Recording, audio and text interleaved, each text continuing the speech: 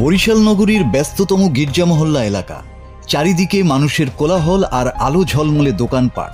কিন্তু এই ব্যস্ততার আড়ালেই ওত পেতে ছিল এক ভয়ঙ্কর হানি ট্র্যাপ বা প্রেমের ফাঁদ পাতা চক্র।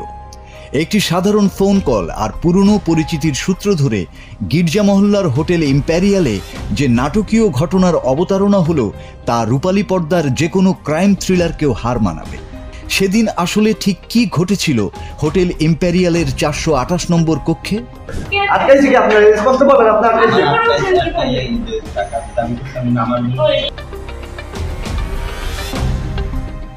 ঘটনা শুরু গত 7 মার্চ বিকেলে। কড়াপুর ইউনিয়নের বাসিন্দা সিরাজুল ইসলামকে জরুরি কাজের কথা বলে ডেকে পাঠান তার পূর্ব পরিচিত আব্দুর রহমান। সরল বিশ্বাসে রাত 9টার দিকে গির্জা মহল্লায় পৌঁছালে তাকে নিয়ে যাওয়া হয় হোটেল ইম্প্যারিয়ালে। সেখানে মেলিতা দত্ত মেলাইসা নামের এক সুন্দরী তরুণী সিরাজুলকে দেখেই জিজ্ঞাসা করেন কেমন আছেন। এরপর কথা বলতে বলতে তাকে নিয়ে যাওয়া হয় হোটেলের 428 নম্বর কক্ষে।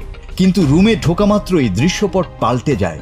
সেখানে আগে থেকেই ওত পেতে ছিল 8-10 জনের একটি সংঘবদ্ধ দল। মুহূর্তেই বশির মোল্লা নামে একজন সিরাজুলকে জোরপূর্বক খাটে বসিয়ে দেয়। শুরু হয় ব্ল্যাকমেইল আর অপদস্থ করার নোংরা খেলা। চক্রের সদস্যরা সিরাজুলের সাথে ওই তরুণীর আপত্তিকর ভিডিও ধারণের হুমকি দিয়ে টাকা দাবি করতে থাকে। তার পকেটে থাকা 1200 টাকা কেড়ে নিয়ে আরও 13,000 টাকার জন্য চাপ দিতে থাকে তারা। এতে সিরাজুল দমে যান, তবে চরম বিপদের মুখেও তিনি বুদ্ধিমত্তা হারাননি। কৌশলে তিনি হিজবুল্লাহ সম্রাট নামের একজনের কাছে মেসেজ পাঠিয়ে নিজের অবস্থানের কথা জানান। সেই বার্তার সূত্র ধরেই দ্রুত কোতোয়ালি মডেল থানা পুলিশ হোটেল ইম্প্যারিয়ালে অভিযান চালায়। পুলিশের উপস্থিতি টের পেয়ে হোটেল মালিক ও ম্যানেজার সহ অনেকে পালালেও হাতে নাতে ধরা পড়েন চক্রের মূল হোতা মেলিতা দত্ত মেলাইসা এবং সান্টু হাওলাদার। এই ঘটনায় সিরাজুল ইসলাম বাদী হয়ে 11 জনের বিরুদ্ধে মামলা দায়ের করেছেন। বরিশাল মেট্রোপলিটন পুলিশের তদন্ত কর্মকর্তা সঞ্জিত চন্দ্র নাথ নিশ্চিত করেছেন যে আটককৃতদের আদালতে পাঠানো হয়েছে এবং চক্রের বাকি সদস্যদের ধরতে অভিযান অব্যাহত রয়েছে।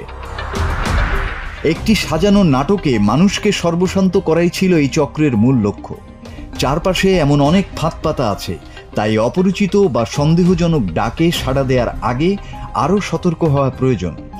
সিরাজুলের সাহসিকতা আর পুলিশের দ্রুত পদক্ষেপ আজ একটি বড় অপরাধ চক্রকে প্রকাশ্যে নিয়ে এসেছে।